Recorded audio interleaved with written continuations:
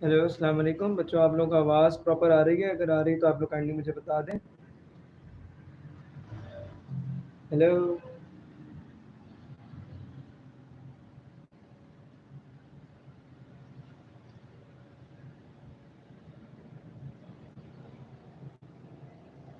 Hello अस्सलाम वालेकुम।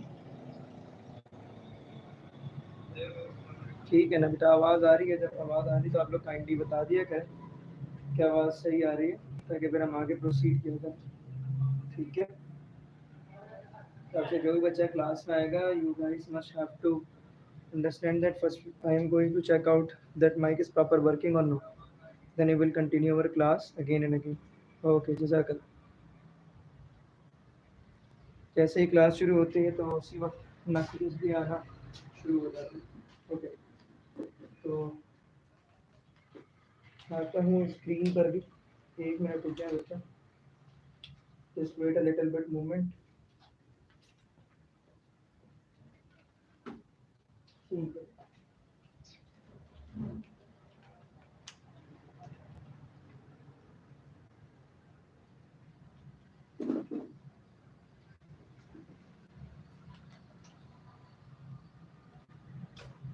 अस्सलाम वालेकुम एमन अफजाल। अस्सलाम वालेकुम सर। वालेकुम अस्सलाम। I hope everything is clear right now. सब कुछ आप लोगों को सही नज़र आ रहा होगा, उम्मीद करता हूँ। आवाज़ भी आ रही होगी। अगर आवाज़ नहीं आ रही है तो मुझे आप लोग बता दें। ठीक है, आवाज़ तो सबको ही प्रॉपर आ रही है, क्लियर भी है, कि मेरे पास यहाँ पर आवाज़ सही आ रही है। आप लोगों को ठीक आवाज़ आ रही है? ठीक है। अच्छा बेटा, एयर ड्रॉप मैंने लगाया हुआ है, ठीक है, इससे वॉइस थोड़ी क्लियर जाती है स्टूडेंट्स को। दूसरा एयर ड्रॉप मैंने कनेक्ट किया हुआ है अभी चार्जिंग पर, तो अगर दरमियान में वॉइस ऐस आपको आते हुए बंद हो जाए तो आप काइंडली उसी टाइम टेक्स्ट कर देना, यहीं पर चैट पर लिख देना कि वॉइस नहीं आ रही, तो मैं उसी वक्त जो है ना, जो भी टॉपिक मैं पढ़ा लूँगा रुक करके मैं एयर ड्रॉप चेंज कर लूँगा।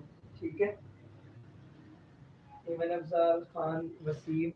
आई हैव नो आइडिया बच्चे आप लोग कौन कौन से लोगों क्लास में, but I request you all कि जो भी बच्चे आते जाओ क्लास के अंदर तो आप एक लाइक एटलीस्ट कर दीजिए, बिकॉज आना जाना लगा रहता है तो पब्लिक कभी बढ़ती कभी कम होती है, लेकिन जितने लोग लाइक कर देते हैं उससे अंदाज़ा हो जाता है हाँ क्लास में इतने स्टूडेंट्स बैठे हुए, तो एटलीस्ट वीडियो को लाइक आते साथ कर दिए करें। ठीक है, मैं कंटिन्यूस अपने पास भी चेक करते रहूँगा इस चीज़ को। ठीक है, ओके। तो बिस्मिल्लाहिर्रहमानिर्रहीम। थंबनेल से आप लोगों को अंदाज़ा हो चुका होगा बेटा कि आज का हमारा टॉपिक जो है वो क्या है, मेल एंड फीमेल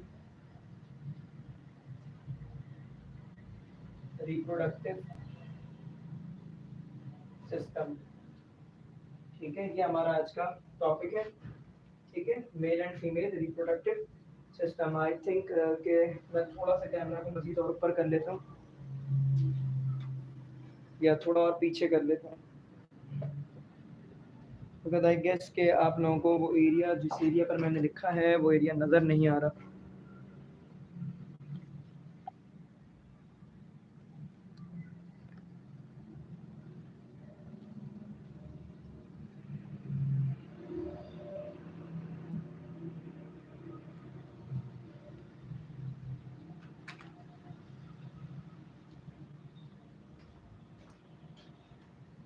अब थोड़ी चीज़ें क्लियर है, मैं थोड़ा और मजीद नीचे लिख लेता हूँ ताकि आप लोगों को चीज़ें मजीद सही से नजर आए। तो आज का बेटा हमारा टॉपिक है वो है male and female reproductive system of human being. सही है बेटा, ये थोड़ा से जो ब्लरिंग वगैरह वाली इश्यूज हैं, तो ये ज़रा बारिशों की वजह से थोड़ा सा नेट के इश्यूज होते हैं, ये उसकी वजह से मामला है। ठीक है, जितनी चीज़ें मैंने यहाँ लिखनी होती है वो सारी चीज़ें मैं खुद भी बोल रहा होता तो आपको चीज़ें क्लियर होती जाएंगी। ठीक है, के अकॉर्डिंग कंप्लीटली कवर करेंगे, जो सिलेबस के अंदर जितनी चीज़ें मौजूद हैं सारी चीज़ें इंशाल्लाह हम यहाँ पे कवर करके उसको मुकम्मल करेंगे। तो जो बेटा mail and female reproductive system है, बहुत सारे ऑर्गन सिस्टम जब एक लिविंग बॉडी में डिफरेंट डिफरेंट लोकेशंस पर प्रॉपरली एडजस्ट हो जाते हैं तो पूरा एक लिविंग ऑर्गेनिज्म रेडी हो जाता है। सही है। तो इस तरह से जो है पूरे का पूरा रिप्रोडक्टिव सिस्टम क्या होता है, या इस तरह से पूरे का पूरा लिविंग जो बॉडी है आपके पास वो पूरी वेल ऑर्गेनाइज्ड हो जाती है जब उसके अंदर different organ different different location पर क्या हो जाते हैं, एडजस्ट हो जाते हैं। सही। अच्छा जी। अब क्या है कि हमारे पास यहाँ पर हम जो सिस्टम से कॉन्सेप्ट डिस्कस अभी फिलहाल कर रहे हैं वो है रिप्रोडक्टिव सिस्टम। तो अब रिप्रोडक्टिव सिस्टम का मेजर पर्पस क्या है? रिप्रोडक्टिव सिस्टम का मेजर पर्पस है रिप्रोडक्शन। सही है। रिप्रोडक्टिव सिस्टम का मेजर पर्पस क्या है बेटा? रिप्रोडक्शन। सही है। अब रिप्रोडक्शन किसको कहते हैं? रिप्रोडक्शन का मकसद ये होता है a process by which a living organism give out a copy itself like or little bit different। एक ऐसा प्रोसेस जिसमें कोई एक लिविंग ऑर्गेनिज्म अपने जैसा कोई एक लिविंग ऑर्गेनिज्म प्रोड्यूस करे जो बिल्कुल उसके जैसा हो या थोड़ा सा क्वाइटली डिफरेंट हो। तो इस प्रोसेस को हम क्या कहते हैं? रिप्रोडक्शन कहते हैं। ह्यूमन बींग्स के अंदर जो मेल और फीमेल रिप्रोडक्टिव सिस्टम की हम बात कर रहे हैं, सही है, एक चीज होती है जिसको हम कहते हैं हर्माफ्रोडाइट्स। हर्माफ्रोडाइट्स ह्यूमन बींग्स में नहीं पाए जाते। सही है। मतलब जनरली तौर पर नहीं पाए जाते। हर्माफ्रोडाइट्स का मकसद ये होता है male and female both reproductive parts are present in a living body. अगर मेल और फीमेल रिप्रोडक्टिव सिस्टम एक ही लिविंग बॉडी के अंदर मौजूद है तो इसे हम कहते हैं आपके पास हर्माफ्रोडाइट्स।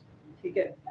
तो जो आपके पास आप लोग जो फीमेल वाली वर्ड के लिए जो एक माइंड में कॉन्सेप्ट बना हुआ लोगों के कि ये क्या होता है कि आपके पास हर्माफ्रोडाइट्स है, तो ऐसा नहीं है। They are not hermaphrodites. उनके अंदर मेल और फीमेल जो है ना आपके पास सेक्स ऑर्गन्स दोनों मौजूद नहीं होते हैं। मेल बॉडी होती है पूरी complete, but females like characteristics होते हैं, बट फीमेल रिप्रोडक्टिव सिस्टम उनकी बॉडी के अंदर मौजूद नहीं होता। सही है। हार्मोनल चेंजेस की वजह से उनकी बॉडी थोड़ी बहुत चेंज हो जाती है। तो पहले जो है स्टूडेंट हम डिस्कस करेंगे male reproductive system of human being, then उसके बाद हम डिस्कस करेंगे female reproductive system of human being.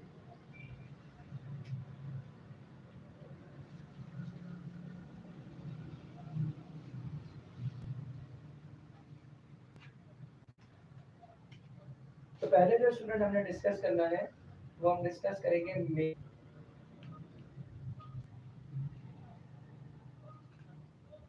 Reproductive system of human being. सही है। तो male reproductive system of human beings की अगर हम बात करें तो बेटा जो ह्यूमन बीइंग्स का रिप्रोडक्टिव सिस्टम है कंप्राइजेस ऑफ, ये किस चीज पर कंप्राइज करता है? ये किन किन चीजों से मिलकर के बनता है? इसमें स्टूडेंट आपके पास आ जाते हैं एक्सेसरी डक्ट्स और दूसरी चीज आ जाती है स्टूडेंट ग्लैंड्स। जैसे आप ग्लैंड्स कह लें या एक्सेसरी ग्लैंड्स कह लें, एक ही चीज है। तो मेल रिप्रोडक्टिव सिस्टम जो स्टूडेंट आपके पास है ये दो मेजर पार्ट्स हैं इसके।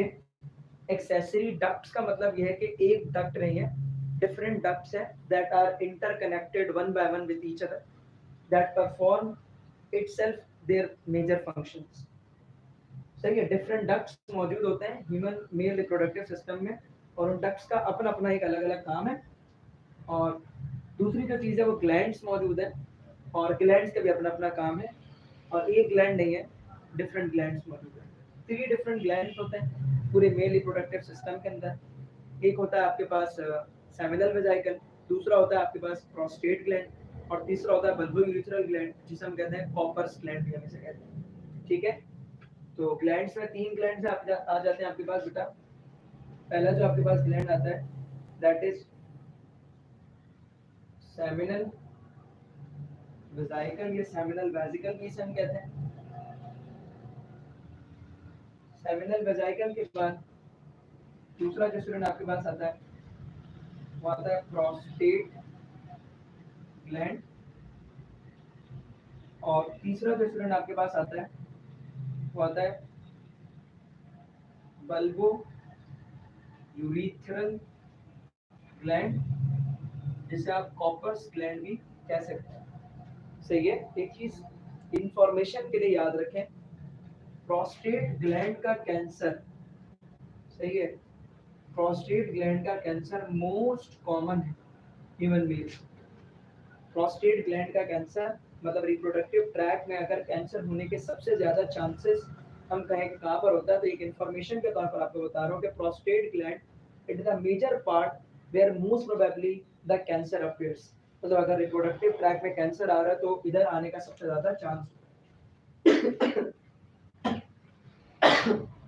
ठीक है, इसकी एक जरा पिक्चर लीजिए, स्क्रीनशॉट जो है बेटा ले लीजिए, देन उसके बाद जो है फिर हम इसके आगे प्रोसीड करते हैं। सही है, आई होप कि आपने स्क्रीनशॉट ले लिया होगा। जितने भी स्टूडेंट अभी क्लास के अंदर मौजूद हैं, इट इज रिक्वेस्टेड कि आप लोग जब आए स्टूडेंट्स तो पहली वीडियोस को लाइक कर दिया कीजिए, तो उससे एक इन्फॉर्मेशन हो जाती है कि कितने लोग जो है वो क्लास के अंदर आते हैं। ठीक है, I guess internet is being stuck right now.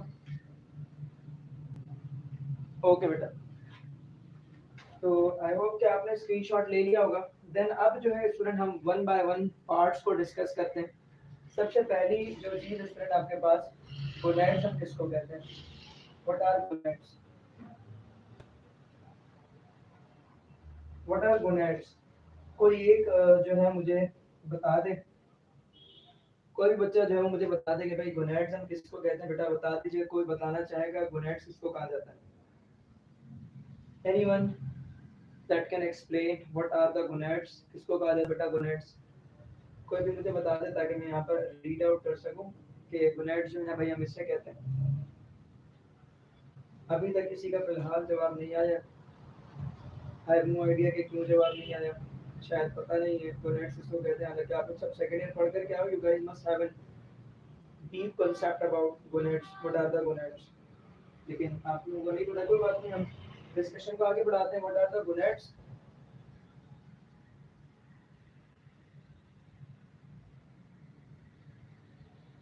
Gonads where reproductive cells produces।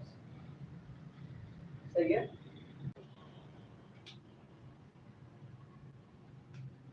बेटा मैंने ये नहीं पूछा था गोनैड्स ऑफ मेल, नहीं पूछा था मैंने कहा था जस्ट गोनैड्स हम किसको कहते हैं? वेयर रिप्रोडक्टिव सेल्स प्रोड्यूसेस, जहां पर रिप्रोडक्टिव सेल्स प्रोड्यूस होता है उसे हम गोनैड्स कहते हैं। जो मेल रिप्रोडक्टिव सेल होता है स्टूडेंट उसे हम कहते हैं स्पर्म,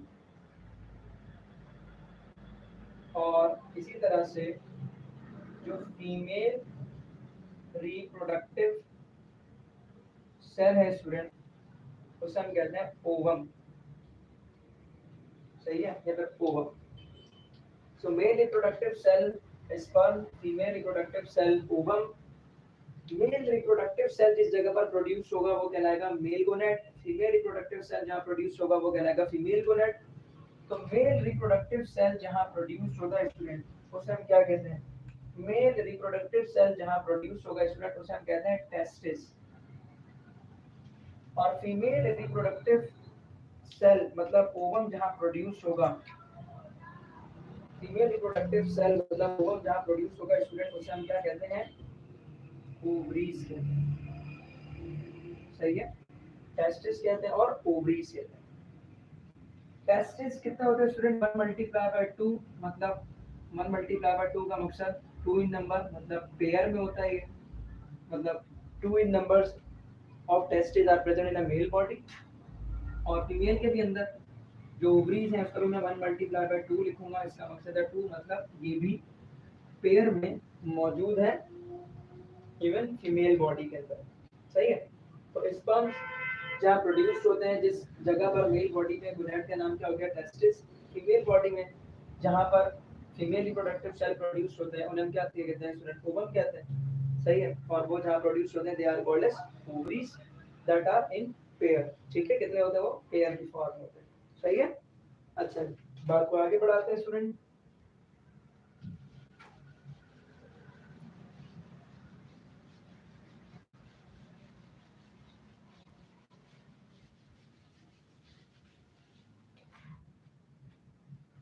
ओके जी, तो स्टूडेंट स्टार्ट करते हैं from the structure of testis.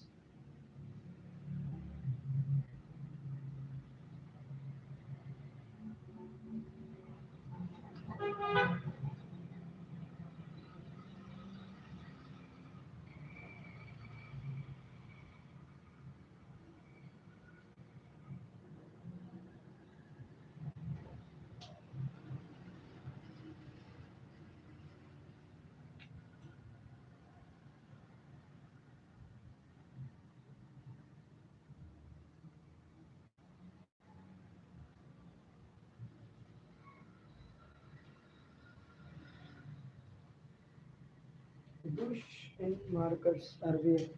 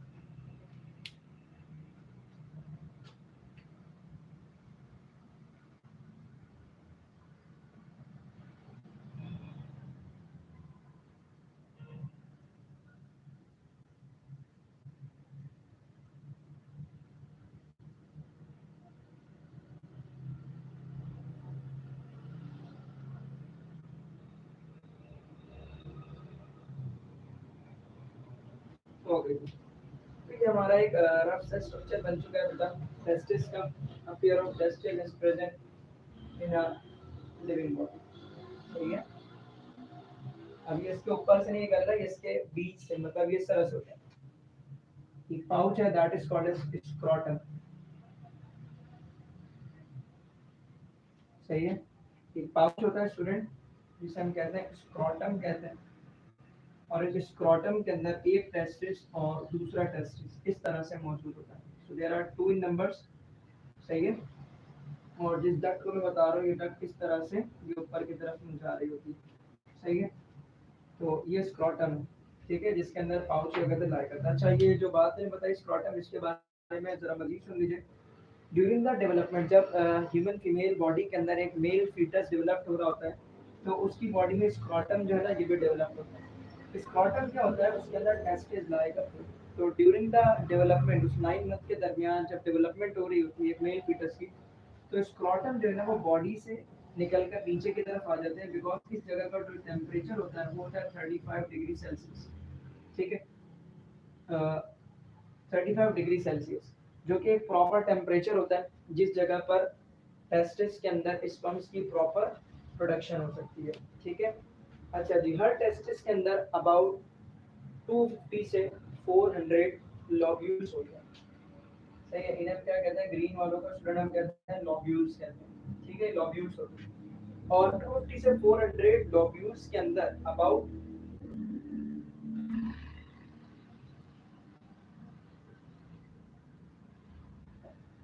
सही है, सेमिनिफेरस ट्यूब्यूल जो है ना स्टूडेंट, जब आकर के एक जगह पर कनेक्ट होते हैं, और ये पूरा जो स्ट्रक्चर हमने बनाया है जो बनता है, इसे हम कहते हैं रेटी टेस्टिस। सही है, रेटी टेस्टिस से फिर मल्टीपल स्टूडेंट क्या निकलते हैं, इफरेंट टक्ट्यूल्स निकलते हैं। इसकी प्रॉपर इमेज स्टूडेंट मैं आपके ग्रुप में भेज भी दूंगा, वो आप लोग देख लीजिएगा। रेटी टेस्टिस कहते हैं। सही है, रेटी टेस्टिस के बाद जो आपके पास ट्यूब्यूल का पार्ट होता है, इसे हम क्या कहते हैं स्टूडेंट, बताइए जल्दी से, शाबाश, क्या कहना चाहिए इसको, रेटी टेस्टिस के बाद किसकी बारी आती है?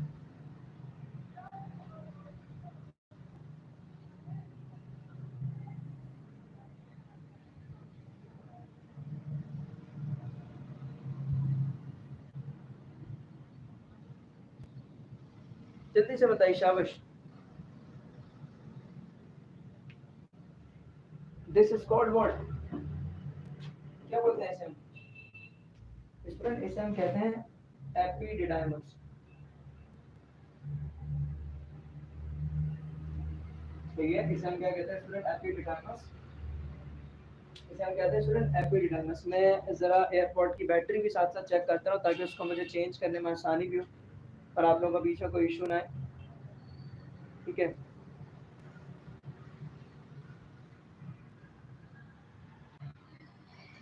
ठीक है स्टूडेंट, एपिडिडाइमस। एपिडिडाइमस के बाद जिस डक्ट की बारी आती है एपिडिडाइमस के बाद, वो कौन सा होता है? एपिडिडाइमस के बाद स्टूडेंट ये पीछे की तरफ चला जाएगा और ये बनाएगा डक्टस डिफरेंस, जिसे आप मास डिफरेंस भी कहते हैं। ठीक है, डक्टस डिफरेंस। तो हमने ये कहा कि टेस्टिस के अंदर क्या मौजूद है स्टूडेंट, बाहर तो मसल्स मौजूद है, वो मसल्स की लेयर या स्किन की लेयर मैंने नहीं बनाई, उसको छोड़ दीजिए। मैंने कहा कि ये एक टेस्टिस है, जिस टेस्टिस के अंदर 250 से 400 लॉब्यूल्स होते हैं। हर लॉब्यूल के अंदर 2 से 4 सेमिनिफेरस ट्यूब्यूल्स मौजूद हैं। सेमिनिफेरस ट्यूब्यूल से माइक्रोस्कोपिक क्या बाहर निकल रहा है स्टूडेंट, सेमिनिफेरस ट्यूब्यूल से माइक्रोस्कोपिक इफरेंट टक्ट्यूल्स आपके पास, सॉरी, सेमिनिफेरस ट्यूब्यूल से जो माइक्रोस्कोपिक टक्ट्यूल्स निकल रहे हैं, ये इंटरकनेक्ट होकर एक माइक्रोस्कोपिक, एक आपके पास जो है ना गुच्छेनुमा स्ट्रक्चर बनता है जिसे हम कहते हैं रेटिटेस्टिस। रेटिटेस्टिस के बाद स्टूडेंट मल्टीपल इफरेंट डक्ट्यूल्स निकल आते हैं, और ये इफरेंट डक्ट्यूल्स गैदर होने के बाद एक लार्ज डायमीटर वाली ट्यूब्यूल बनाते हैं जिसे हम कहते हैं एपिडिडाइमस। फिर एपिडिडाइमस पीछे की तरफ जाएगा और बनाएगा डक्टस डिफरेंस। अब जो डक्टस डिफरेंस है उसकी खासियत ये है कि जो डक्टस डिफरेंस जो गुजरता है स्टूडेंट, ठीक है, ये हमारे पास जो यूरिनरी ब्लैडर है, ये यूरिनरी ब्लैडर इस तरह से मौजूद होता है। ठीक है, और डक्टस डिफरेंस जो है वो यूरिनरी ब्लैडर के सामने की तरफ से होता हुआ गुजरेगा और ऐसे पीछे से नीचे की तरफ उतरेगा। ठीक है, जब ये नीचे की तरफ उतरने लगेगा स्टूडेंट, तो पहला ग्लैंड जिसका नाम था सेमिनल वेजाइकल, जिसे आप सेमिनल वेजिकल भी कह सकते हैं, सेमिनल वेजाइकल इस तरह का एक शेप होता है। सही, तो हम यहाँ पर बनाएंगे छोटा सा सेमिनल वेजाइकल। सही है, और ये सेमिनल वेजाइकल से निकलने वाली एक duct, this is called as the gland part या belly part of seminal vesicle. ठीक है, and this is ejaculatory duct. ठीक है, तो ये असल मुझे बता, इजैकुलेटरी डक्ट असल मुझे बताना चाहिए। तो सेमिनल वेजाइकल जो है ना, जिस जो ग्लैंड वाला मेजर हिस्सा है जहाँ पर सीक्रेशंस प्रोड्यूस होती है वो है, और इजैकुलेटरी डक्ट है। तो ये जो स्टूडेंट आपके पास ट्यूब्यूल आ रही थी, जिसे हम क्या कहते हैं स्टूडेंट, डक्टस डिफरेंस कह रहे थे। ये डक्टस डिफरेंस नीचे की तरफ जाते हुए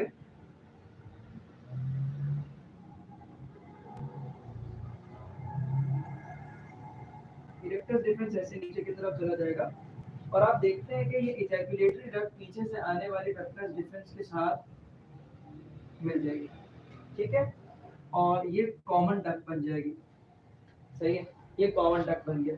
फिर ये नीचे की तरफ जब आएगा स्टूडेंट, तो आप इसको इस तरह से समझ सकते हैं कि जैसे ये है आपका जो डक्ट है ना, ये वाली डक्ट जो नीचे अंदर आ रही है, ये वाली डक्ट है, और उसके बाहर ये जो मेरा हाथ है, उसके बीच में से क्या जा रही है, डक्ट जा रही है, सही है।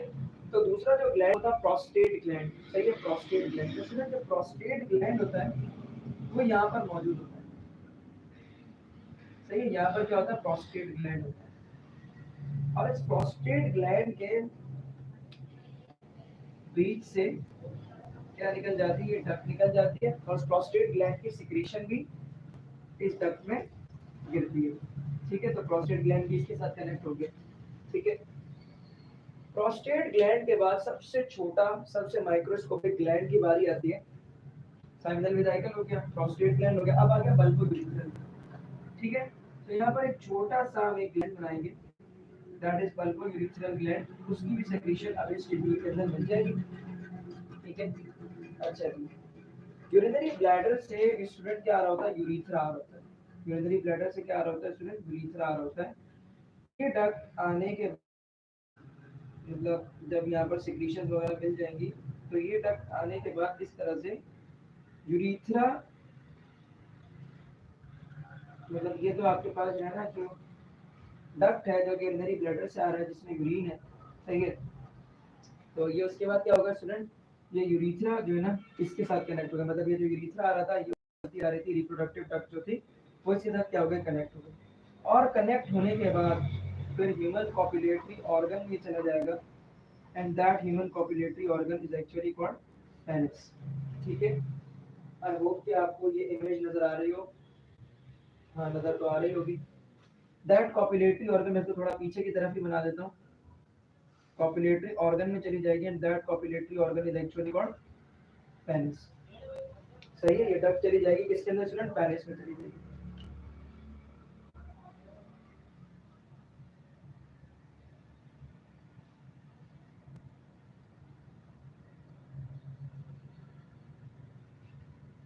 ठीक है। अच्छा, पेनिस में क्या होता है स्टूडेंट, इरेक्टाइल मसल्स होते हैं,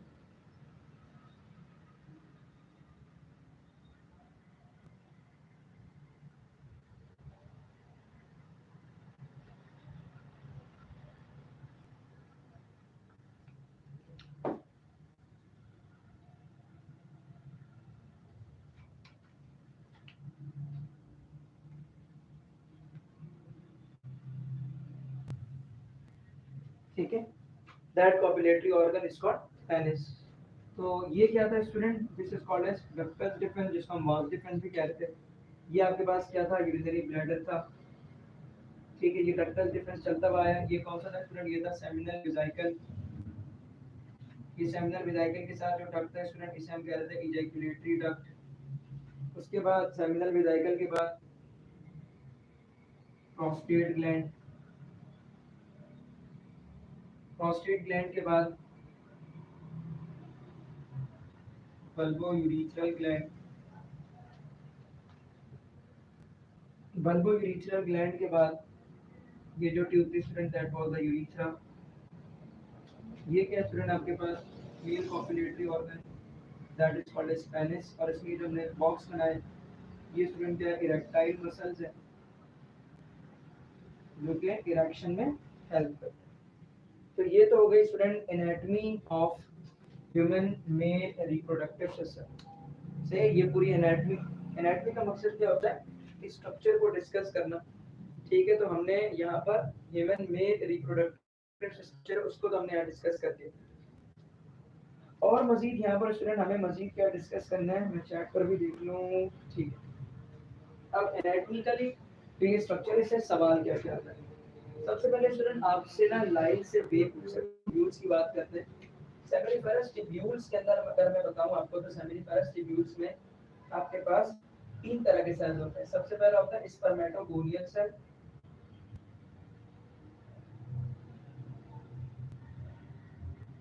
दूसरे सेल्स होते हैं स्टूडेंट आपके पास लेडिक सेल्स, और तीसरा सेल स्टूडेंट आपके पास होता है सर्टोरी सेल्स, सही है, Sertoli cell, spermatogonial cell, Leydig cell, Sertoli cell. Leydig cells के ऊपर,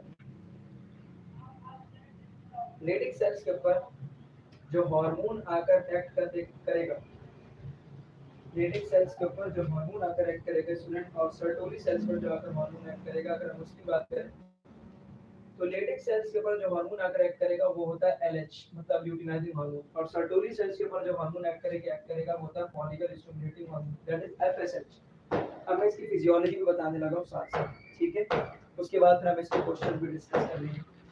एलएच और एफएसएच जो हमारा स्टूडेंट हाइपोथैलेमस होता है, ठीक है, इसको मैं यहाँ बता देता हूँ, जो हमारा हाइपोथैलेमस होता है,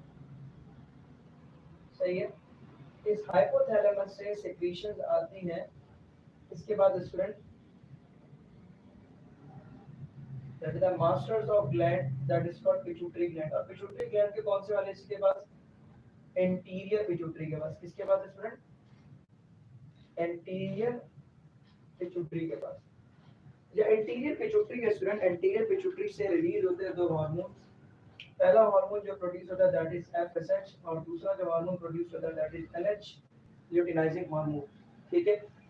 एफएसएच जो स्टूडेंट वो जाता है सर्टोरी सेल्स के पास, और सर्टोरी सेल्स के पास जा करके स्पर्मेटोजेनेसिस में हेल्प करता है, सही है, स्पर्मेटिड से स्पर्म को बनने में हेल्प करता है, प्लस दूसरी चीज नरिशमेंट करता है, नरिश करता है स्पर्म को, और ल्यूटिनाइजिंग हार्मोन जो स्टूडेंट वो जाकर के एक्ट करता है लेडिक सेल्स के ऊपर, ठीक है, इसके ऊपर लेडिक सेल्स के ऊपर, लेडिक सेल्स के ऊपर जब एक्ट करता है तो लेडिक सेल्स एक हार्मोन प्रोड्यूस करते हैं दैट इज टेस्टोस्टेरोन।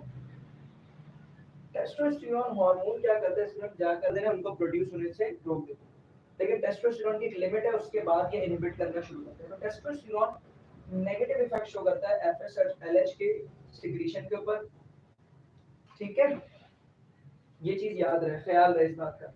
तो एफएसएच और एलएच का लेवल क्या हो जाएगा, डिक्रीज हो जाएगा। तो टेस्टोस्टेरोन ने क्या किया स्टूडेंट, नेगेटिव इंपैक्ट शो किया एफएसएच और एलएच के सिक्रीशंस पर, जो कि कहां से प्रोड्यूस हो रहे थे स्टूडेंट, आपके पास एंटीरियर पिट्यूटरी से प्रोड्यूस हो रहे थे। साथ में लेडिक सेल्स से ही एक और एक हार्मोन जिसे हम कहते हैं इनहिबिन। इनहिबिन का काम क्या होता है स्टूडेंट, इनहिबिन जो है ना स्पर्मेटोजेनेसिस को एक प्रॉपरली समझ लें कि रेट में होने के लिए करता है, मतलब जैसे कि इतनी देर में अगर फॉर एग्जांपल 1 घंटे के अंदर अगर फॉर एग्जांपल 50 स्पर्म्स बनने तो 50,000 ना हो जाए, 50 लाख ना हो जाए, 5 ना बने, 3 ना बने, एक लिमिट में रखते हुए चला रहा था। अब यहाँ पर जितनी चीजें हमने पढ़ी उसमें एक के स्ट्रक्चर और उसके फंक्शन की अगर मैं आपसे बात करूँ तो लॉब्यूल्स का काम क्या होता है, लॉब्यूल्स बेसिकली एनाटॉमिकली एक वो जगह है जहाँ पर सेमिनिफरस ट्यूब्यूल्स मौजूद होते हैं। अच्छा, जो सेमिनिफरस ट्यूब्यूल्स हैं उनका इंटरस्टिशियम, मतलब उनकी जो लेयर है उसी के अंदर ये तीनों सेल्स होते हैं, स्पर्मेटोगोनियल सेल्स, लेडिक सेल्स और Sertoli cells. Sertoli cells are important because Sertoli cells का जो शेप होता है ये आपके पास इस तरह का शेप होता है, सही है, elongated cells होते हैं ये, बाकी Sertoli cells are rounded cell and spermatogonial cells are as well as rounded in cells. तो इस तरह से, ठीक है, सेल्स तो इस तरह के elongated, लेडिक और स्पर्मेटोगोनियल सेल सर्कुलर समवॉट, ठीक है, जो कि किसकी एपिथेलियम में होता है या किसकी लेयर में होता है, सेमिनिफरस ट्यूब्यूल्स की लेयर में होता है, ठीक है। अच्छा, ये सेमिनिफरस ट्यूब्यूल जाकर के कहां पर ओपन होता है स्टूडेंट, जिस स्ट्रक्चर में ओपन होता है that is called as rete testis. अभी तक यहाँ पर आपके पास जो है स्टूडेंट स्पर्मेटिड्स स्पाउंड में कन्वर्ट नहीं होते, उनकी कंटिन्यूअसली नरिशमेंट चल रही होती है, उनका स्ट्रक्चर रिफॉर्म हो रहा होता है, ठीक है, एंड देन उसके बाद जो है जो आपके पास अभी इमैच्योर स्पर्म्स होते हैं वो इमैच्योर स्पर्म्स आपके पास कहाँ चले जाते हैं, इस रेटिटेस्टिस से निकलकर इफ्रन डक्ट्यूल्स उन रास्तों के जरिए, इफ्रन डक्ट्यूल्स का मकसद रास्ते हैं, ट्यूब्यूल से बारीक बारीक से, उनसे निकलकर चले जाते हैं स्टूडेंट लार्ज डायमीटर वाली ट्यूब्यूल्स में जिसका नाम होता है एपिडिडाइमस, ठीक है। एपिडिडाइमस ये वो जगह है जहां पर आपके पास मैच्योर स्पर्म्स रिले करते रुकते हैं, स्टोर होते हैं। तो एपिडिडाइमस ये वो जगह है स्टूडेंट जहां पर स्टोर होता है, कौन स्टोर होता है, स्पर्म स्टोर होता है, प्लस उसकी नरिशमेंट भी होती है। ये दो चीजें याद रखिएगा, एपिडिडाइमस में स्पर्म स्टोर होते हैं और मैच्योर स्पर्म्स होते हैं, ये इमैच्योर नहीं होते, मैच्योर होते हैं, इससे पीछे sperms will be called as immature, सही है। मेच्योर स्पर्म का मतलब क्या होता है? एक ऐसा स्पर्म जिसमें जो स्ट्रक्चर्स मैं बताने लगा हूं ये स्ट्रक्चर्स मौजूद हो। This is called as head, ठीक है, this is called as neck,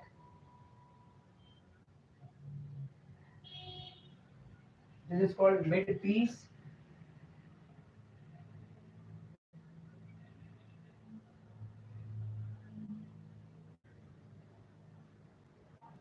and the last called as tail. सही है। सबसे पहला स्ट्रक्चर जो है वो हेड, हेड के बाद स्टूडेंट नेक। सही है।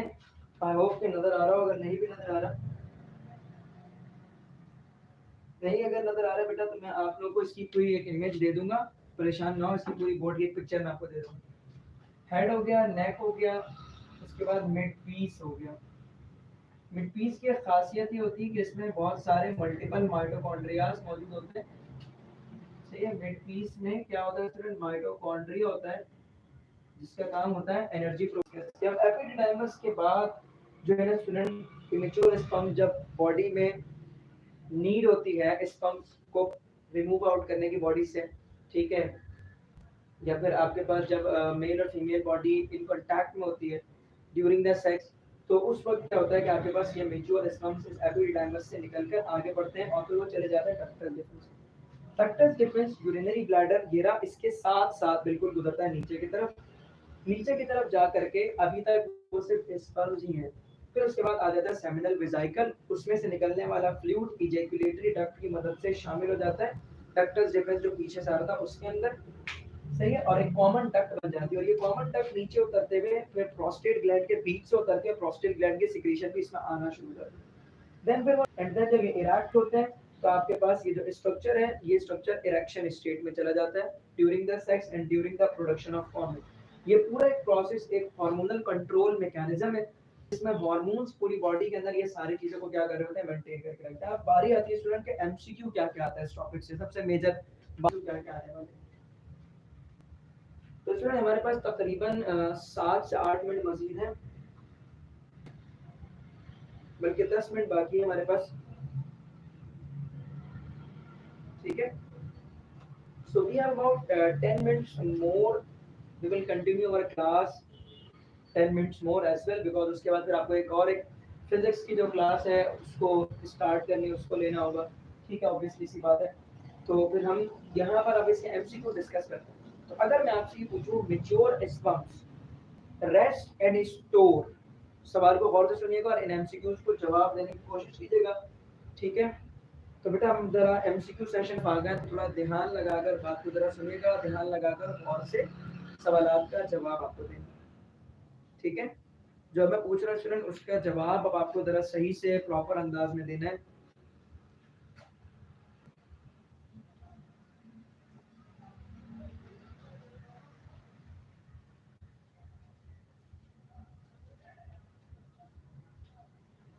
ओके, तो स्टूडेंट मेरा सवाल जो है वो ये है कि mature sperms rest, stay and nourish in which part of accessory duct system.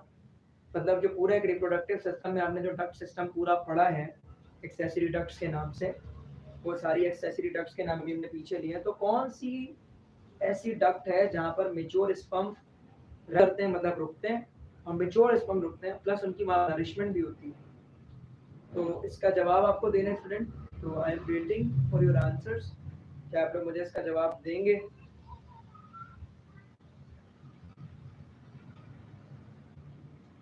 I want कि आप लोग मुझे इसका जवाब दें कि मेच्योर स्पर्म जो आपके पास है वो रेस्ट और स्टे जो है ना आपके पास वो कहाँ पर करते हैं इस डक्ट सिस्टम के अंदर। Mature sperms lie on where in this duct system. Option A अगर मैं आपको दे दूं for example ductus deferens, option B ejaculatory duct, option C epididymis, option D rete testis. ठीक है, तो आप मुझे बताइए कि mature sperms lie on where. I am waiting for your answers बच्चों। आई वांट कि आप लोग जवाब दें सवालात के। ठीक है शाबाश, जवाब आना शुरू हो गए। रामीन वसीम का जवाब आ गया एपिडिडाइमस। खान वसीम का जवाब आ गया है एपिडिडाइमस। क्रिप्टोफैन जो है मुझे नहीं पता कि ये आप लोग कौन है, इनका भी। दूसरा सवाल स्टूडेंट वो मेरा ये आपके पास, the copulatory organ of human male body is called what? Copulatory organ human male body का, या वो ऑर्गन जिसकी वजह से human male during the sex help लेता है, तो वो copulatory organ human male body में क्या कहलाता है? What is a male copulatory organ of human male body, मतलब मेल कॉपुलेटरी ऑर्गन क्या है ह्यूमन बॉडी में? What is the male copulatory organ of human body? जल्दी से बताएं शाबाश बेटा, male copulatory organ of human body क्या है? What is the male copulatory organ of human body? Human body में मेल कॉपुलेटरी ऑर्गन क्या होता है? शाबाश, जल्दी जल्दी जवाब दीजिए। I am waiting for your right answers बच्चों, कि आपके राइट आंसर्स कब आएंगे? शाबाश खान वसीम। अब खान वसीम जरा सही से सोचो, male copulatory organ of human body हम किसको बोलते हैं? Testis are not the copulatory organ, testis are dash dash dash. अभी बताऊंगा टेस्टिस क्या होता है, खुद बताओ खान वसीम टेस्टिस क्या होता है? मैंने लेक्चर के स्टार्ट में बोला था कि टेस्टिस आर दैट, टेस्टिस ये होता है। जल्दी शाबाश। टेस्टिस हम इसको कहते हैं, ये मैंने अभी आपको थोड़ी देर पहले बताया था। रामीन वसीम ने भी टेस्टिस कहा है। बेटा मेल कॉपुलेटरी ऑर्गन, अगर मैं मेल गोनैड पूछता तो आप टेस्टिस कहते तो ठीक था, सही है। अगर मैं मेल गोनैड पूछता तो टेस्टिस आप कहते ठीक था। मेल कॉपुलेटरी ऑर्गन क्या होता है? मैंने लेक्चर में 5 बार इस अल्फाज को यूज किया, द मेल कॉपुलेटरी ऑर्गन जिसकी इरेक्शन होती है। Male copulatory organ is what, mention भी किया है अभी, जल्दी से बताएं। Male copulatory organ is dash dash dash dash dash. शाबाश। खान वसीम गलत जवाब दिया, वो मेल गोनैड होता है। रामीन वसीम गलत जवाब दिया, वो भी मेल गोनैड होता है बेटा, सही है। Male gonad is called testis, not a male copulatory organ is testis. Male copulatory organ is something different. क्या होता है मेल कॉपुलेटरी ऑर्गन? एमसीक्यू का जवाब अगर आप नहीं देंगे तो फिर ये तो सही बात नहीं होगी। Male copulatory organ is called what? चलो मैं बता देता हूँ। Male copulatory organ is called penis, वो ऑर्गन जिसकी वजह से मेल बॉडी हेल्प करती है during the sex with a female body, उस ऑर्गन को हम क्या कहते हैं? पेनिस कहते हैं, ठीक है। अच्छा जी, अब मेरा सवाल ये है आपसे,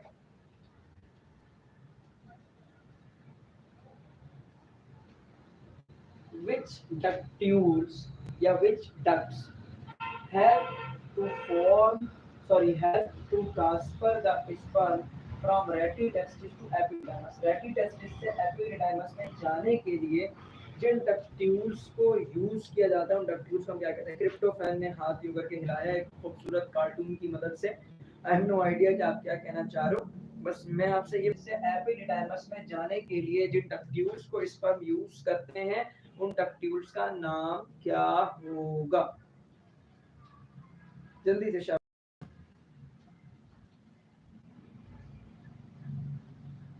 क्रिप्टोफैन कह रहे हैं मैंने सही कहा। हाँ क्रिप्टोफैन, आपने पिछले सवाल का जवाब सही दिया था, दूसरे सवाल का जवाब आपने नहीं दिया।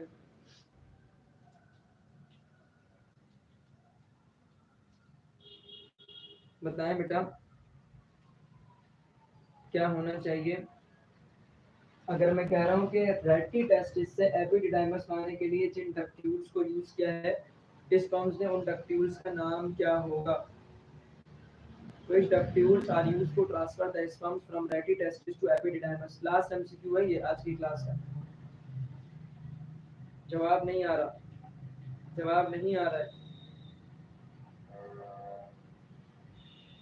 क्रिप्टोफैन का जवाब आ चुका है सर, ईफ्रन डक्ट बोलेंगे। ईफ्रन डक्ट तो एक हो गई ना, ईफ्रन डक्ट नहीं होते, बहुत सारे होते हैं, तो फिर उसको क्या बोलेंगे?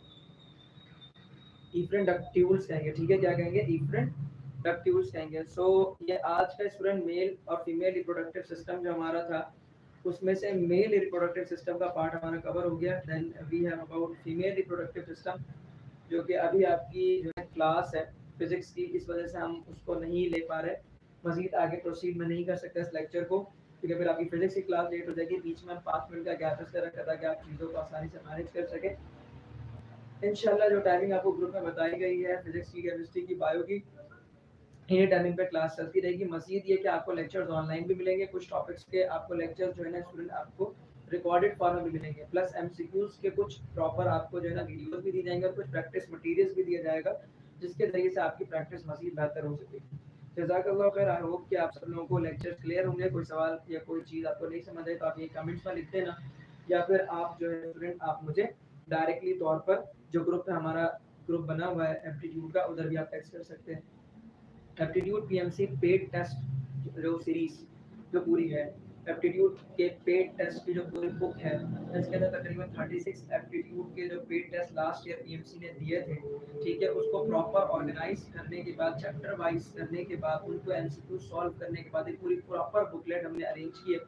सही है, जो बुक आप मुझसे डायरेक्टली परचेज आउट कर सकते हैं, जो मेरी अपनी अरेंज की हुई बुक है एक्चुअली, ठीक है, और उस बुक की टोटल कॉस्ट है अबाउट 1300 रुपीज़, और कराची के अंदर अगर आप लेते हैं तो उसकी जो डिलीवरी है वो है अबाउट 320 रुपीज़।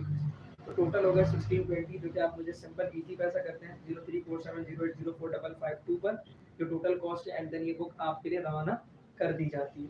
ठीक है, तो ये तरीक़ेकार है उस बुक को गाइड करने का, प्लस पीएमसी लीक एमसीक्यूज के नाम से जो लास्ट ईयर पीएमसी का पूरा एमडी का बैंक लीक हुआ था, उसके एमसीक्यूज की पूरी एक बुक है, जिसकी कॉस्ट 1500 रुपीज़। सेम इसी तरह से कुरियर चार्जेस 320 रुपीज़, जो कि टोटल बनते हैं 1820 रुपीज़, या आप मुझे ईजी पैसा सबमिट कर दें तो वो बुक आपको रवाना कर दी जाती है। तो इस तरह से अगर आपको वो बुक्स के लिए नीड है तो आप वो बुक्स भी हमसे परचेज आउट कर सकते हैं। थैंक्स अलॉट बच्चों, जज़ाकल्लाह खैर, अपना ख्याल रखें, बेस्ट ऑफ लक, तैयारी अच्छे से करें। अस्सलाम वालेकुम, अल्लाह हाफ़िज़।